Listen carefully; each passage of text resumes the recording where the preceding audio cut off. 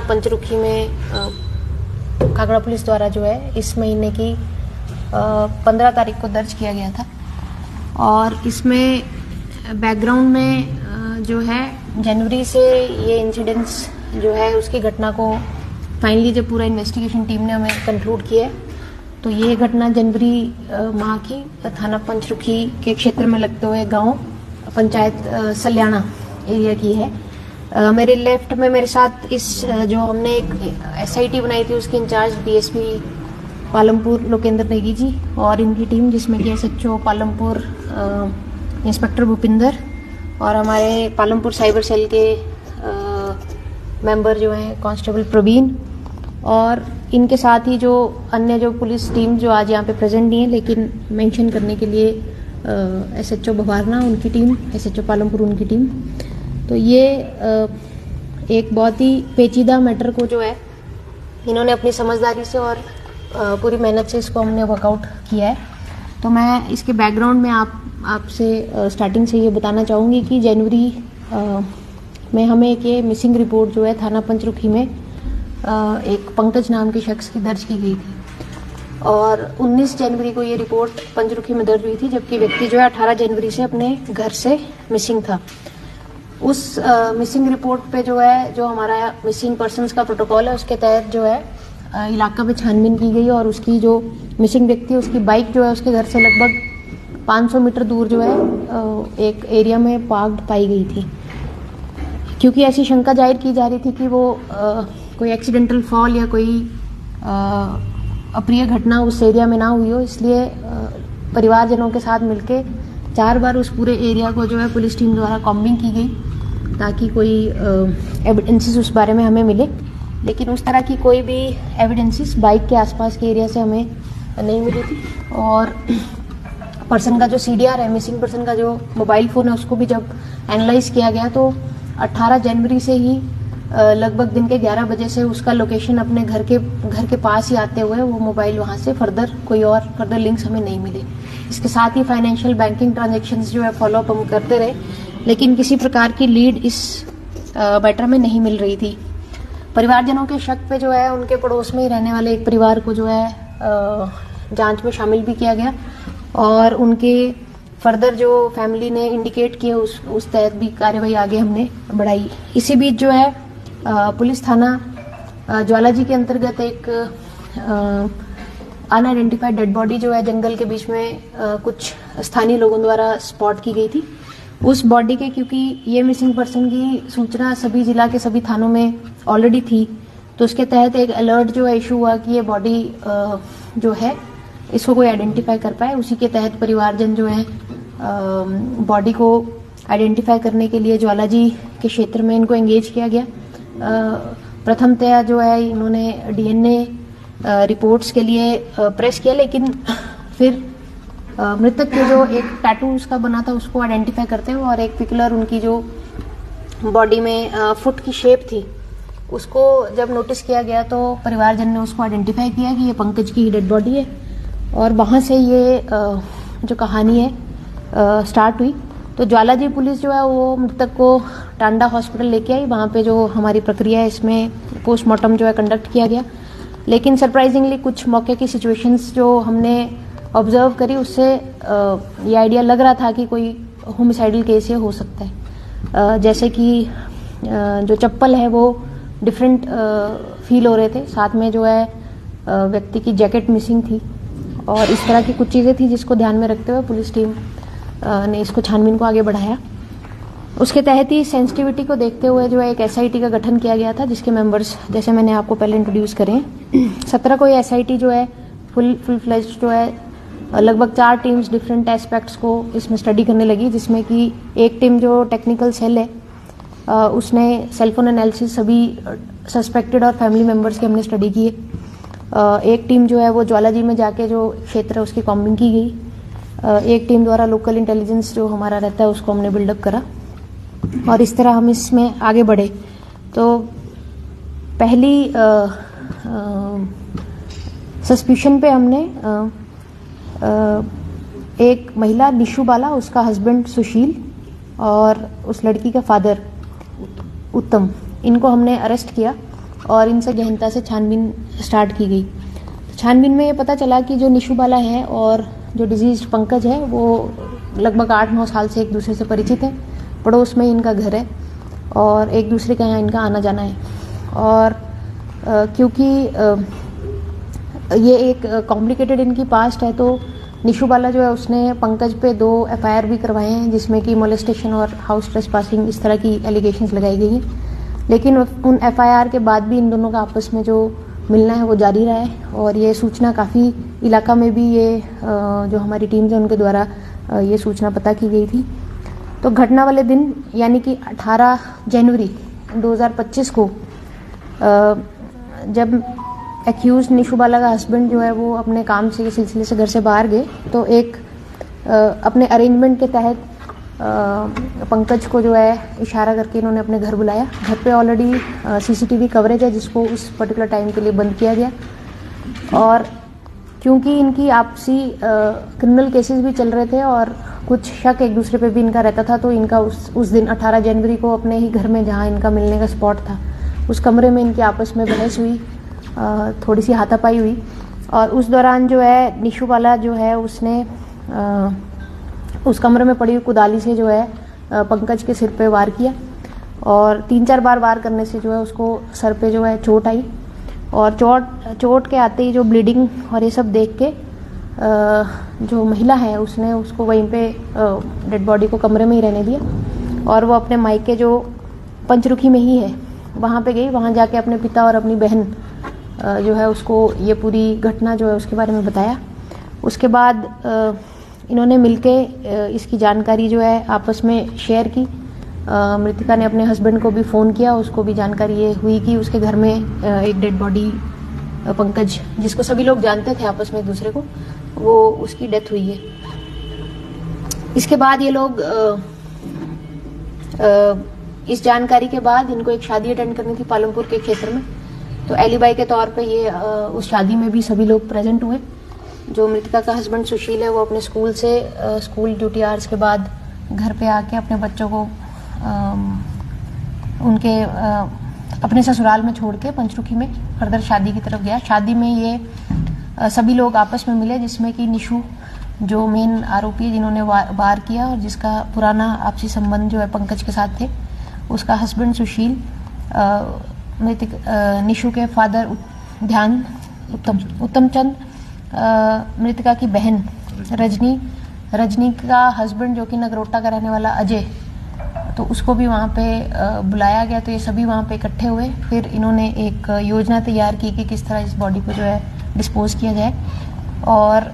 इसी के तहत पहले ये लोग जो हैं एक रेकी करने के पर्पज से नागनी की तरफ से खुंडिया के जो रोड है उस तरफ गए और इन्होंने रेकी करके स्पॉट आइडेंटिफाई करने की प्रयास करे कि किस तरफ जो है ट्रैफिक कम रहेगा या जंगल रहेगा जहाँ पे बॉडी को जो है डिस्पोज किया जाए। फिर ये वापस आके जो है आपस में इन्होंने जो प्लानिंग की थी उसके तहत जो डेड बॉडी है उसको कंबल में लपेट के और साथ में उसको कवर करके रस्सी से बांध के गाड़ी की डिक्की में, जो कि निशु बाला जो मेन एक्यूज्ड है उसके हस्बैंड की गाड़ी जो है उसमें डिक्की में उस लाश को डाला गया और लाश को ले जाके 5 लोगों ने ले जाके उसको वहाँ पे जिस क्षेत्र में फाइनली रिकवर हुई ज्वाला जी के क्षेत्र में वहाँ पे डंप किया। उसके बाद जो इसके जैकेट और कंबल और रस्सी और चप्पल है उनको जो है एक दूसरे रोड पे जाके जो है जला दिया गया ताकि वो किसी तरह से कनेक्ट नहीं हो पाए। और सेलफोन को भी एक तीसरे लोकेशन पे जो है तोड़ के जो है डिस्पोज किया गया। और पुलिस द्वारा अभी जो जले हुए कपड़े हैं उनकी रिकवरी की जा चुकी है। इसके साथ ही अभी हम फर्दर रिकवरीज भी कर रहे हैं, आइडेंटिफिकेशन सभी एरियाज की हो गई है। और इसमें मैं ये भी आपके समक्ष रखना चाहूँगी कि निशु बाला की जो बहन है और जीजा है और साथ में उनका बेटा अभिषेक, बहन का बेटा अभिषेक, ये तीनों जो है अभी कुछ समय पहले भवारना पुलिस स्टेशन की टीम के द्वारा नाकाबंदी के दौरान NDPS एक्ट के केस में ऑलरेडी जुडिशियल कस्टडी में है। हमने इनकी कस्टडी ट्रांसफ़र करा लिया और अब इन सभी का जो है स्पॉट केज और फर्दर जो लीगल फॉर्मेलिटीज़ है उसको हम कवर कर रहे हैं। तो मैं ये इसमें फर्दर कार्रवाई हमारी तरफ से जारी है। अभी सेलफोन की रिकवरी और अन्य जो एविडेंसेस है उनकी recovery police team different areas में जाके करेगी। मैं ये कहना चाहूँगी काफ़ी पेचीदा और एक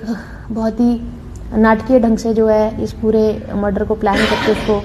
डिस्पोज करने की प्लानिंग की गई थी, लेकिन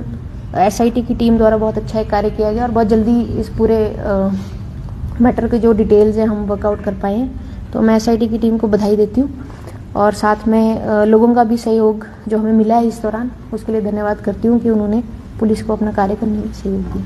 थैंक यू। देखिए, अभी तक जो नामजद हमारे पास आरोपी हो चुके हैं वो 6 हैं टोटल, जिसमें से 5 हमने ऑलरेडी अरेस्ट कर लिए। जो छठा एक्यूज्ड है वो जैसे मैंने बताया आपको जुडिशियल कस्टडी में, उनको भी हम कस्टडी ट्रांसफर की एप्लीकेशन लगा चुके हैं। हम ऑलरेडी किसी और केस में अरेस्टेड है, इस केस में उनको कस्टडी ट्रांसफर करके अरेस्ट करके उनको इन्वेस्टिगेशन में एंगेज किया जाएगा। इसमें 2 महिलाएं और 4 मेल मेंबर, 5 में 2 महिलाएं 3 मेल मेंबर्स हैं और जो छठा व्यक्ति वो भी मेल है। छठा इनका साथी है लेकिन कोई अन्य अपराधी नहीं, जो छठा व्यक्ति जिसकी हम बात कर रहे हैं वो निशु वाला जो मेन एक्यूज्ड है उसकी सिस्टर का बेटा है, अभिषेक। मैम, इन सबके पहले मामले थे या किसी पर नहीं थे? देखिए, जो डिजीज है पंकज और जो मेन एक्यूज निशु है, उनका आपस में 2 केसेस ऑलरेडी चल रहे हैं, जिसमें कि निशु वाला जो कंप्लेनेंट है और पंकज के खिलाफ उन्होंने मुकदमे करवाए हैं। और इनकी जो आपस में बहस और लड़ाई का जो विषय था वो यही था कि ये 8-9 साल से एक दूसरे से परिचित थे, लेकिन निशु वाला की जो वैवाहिक जिंदगी है वो किसी और व्यक्ति से थी और ये बार बार केस को विड्रॉ करने के लिए, शादी करने के लिए इस तरीके का इनका मनमुटाव जो है आपस में लंबे समय से चल रहा था। ये मुख्य आरोपी ये हाउसवाइफ ही है। देखिए, इस क्राइम में 3 पहलू हैं। एक तो कि वेपन को यूज करके किसी की जान लेना, उसमें एक पक्ष है, और उसके बाद दूसरा पक्ष ये है कि उसकी बॉडी को इस तरीके से डिस्पोज करने के लिए एक कॉन्स्पिरेसी रचना, जिसमें कि बॉडी को कहाँ डिस्पोज करना है, किस तरीके से छुपाना है, एविडेंसेस किस तरह से जो है मिटाने। और थर्ड एस्पेक्ट की जब पुलिस की जो इंक्वायरीज है उसमें गलत दिशा में पुलिस टीम को डालना और उसको गलत एक इन्फॉर्मेशन देना, क्योंकि यदि आप मौके पे जाके देखेंगे तो दोनों घर बिल्कुल साथ साथ ही कंस्ट्रक्टेड हैं और जो फर्स्ट एड इन्फॉर्मेशन पुलिस को किसी भी क्राइम को वर्कआउट करने के लिए चाहिए होती है उसी में डिस्टॉर्शन है। तो शुरू से ही इस मैटर को जो है उलझा के और दिशा भटकने की स्थिति जो बनाई गई, लेकिन परसिस्टेंस और जो हमारी सभी टीम्स ने लगातार जो हर एक एंगल पे इसको एक्सप्लोर करने का जो प्रयास किया, जिसमें कि टेक्निकल इनपुट्स भी हैं और ग्राउंड लेवल पे इंटेलिजेंस जुटाना और उसके साथ एविडेंसेस को किस तरह समेट के एक जो चेन जो है उसको कंप्लीट करना, उसमें समय भी लगा। और क्योंकि कुछ लोग पहले से जुडिशियल कस्टडी में थे, उनको ही कस्टडी ट्रांसफर करके उनको आपस में एक, जब पुलिस इंटेरोगेशन में व्यक्ति कुछ फैक्ट्स छुपाता है, कुछ बताता है, लेकिन यही हमारा कार्य है कि सारी जो पिक्चर है उसको क्लियर किया जाए, हर एक सवाल का जो जवाब ढूंढा जाए। और उसी के तहत अब इस मैटर में हर किसी का रोल अलग तरीके का डिफाइन किया जाएगा और उसी तरीके से उनकी चार्जशीट बनाई जाएगी। लेकिन इस तरह के जघन्य अपराध में शेल्टर करना, एविडेंसेस को डिस्ट्रॉय करना, कॉन्स्पिरेसी करके सहायता करना, ये सभी डिफाइंड क्रिमिनल एक्ट्स हैं और जिनके तहत हम इस केस की जो चार्जशीट जब सबमिट करेंगे तो हर एक व्यक्ति का रोल उसमें एविडेंसेस के साथ आइडेंटिफाई करके लिखेंगे। देखिए, भवारना पुलिस स्टेशन में अभी कुछ समय पहले ही एक एनडीपीएस एक्ट के तहत, जिसमें कि चरस जो है रिकवर की गई थी, उसमें रजनी वाला, उसका पति अजय, रजनी वाला और अभिषेक जो माँ और बेटा है, उनको अरेस्ट किया गया। और इनके जो केसेस हैं, ये जो अजय है उसकी क्रिमिनल हिस्ट्री लंबी है, उसमें पहले भी बहुत सारे मुकदमे जो धर्मशाला, नगरोटा, भगवान ने क्षेत्रों में ऑलरेडी रजिस्टर्ड है। तो ये तीनों लोग ऑलरेडी जुडिशियल कस्टडी में थे। हमने उनकी कस्टडी ट्रांसफर करके इस केस में उनकी जो भूमिका है उसको इन्वेस्टिगेट किया और एविडेंसेस के साथ उनको अब हम आगे इस फाइल को बढ़ाएंगे। देखिए, अभी तक लगभग जो हमारी इन्वेस्टिगेशन की चेन है वो बॉडी के डिस्पोजल तक कंप्लीट है, लेकिन क्योंकि जनवरी का इंसिडेंस है तो हर एक मेंबर जो पॉसिबल एक्यूज या जिसको ये जानकारी हो सकती है वो छानबीन की हमारे दायरे में है और अभी तक 6 लोग इसमें हम आइडेंटिफाई बाय नेम कर चुके हैं। इसके बाद फर्दर और अन्य लोग अगर किसी ने ये सहायता की है या कोई फैक्ट्स पुलिस को रिवील करने से गलत दिशा में भटकाने का प्रयास किया तो उस दिशा में भी जो इन्वेस्टिगेशन अभी आगे बढ़ेगी। नहीं, अभी वेपन ऑफ ऑफेंस जो है वो जैसे मैंने कहा बहुत बार इस केस में गलत इन्फॉर्मेशन से भटकाने के प्रयास किए गए, लेकिन फाइनली ये सभी लोग जब इकट्ठे हो और इकट्ठे इनसे संयुक्त रूप से जब हमारी इंटेरोगेशन हुई है तब ये सारी चीज़ें सामने आई। तो कुदाली को अलग तरीके से डिस्पोज किया गया है, उसको पुलिस टीम रिकवर करने की प्रोसेस में है और बहुत जल्द वो रिकवर होके जो है उसको हम एज एविडेंस केस फाइल पे एंगेज करें। जिस क्षेत्र में बॉडी को डंप किया गया है कि क्या वहाँ पे भी ऐसे कुछ जांच के दौरान पता लगा कि अन्य लोग भी संलिप्त होने की नहीं, देखिए जो जहाँ पे बॉडी को डंप किया गया था वो एक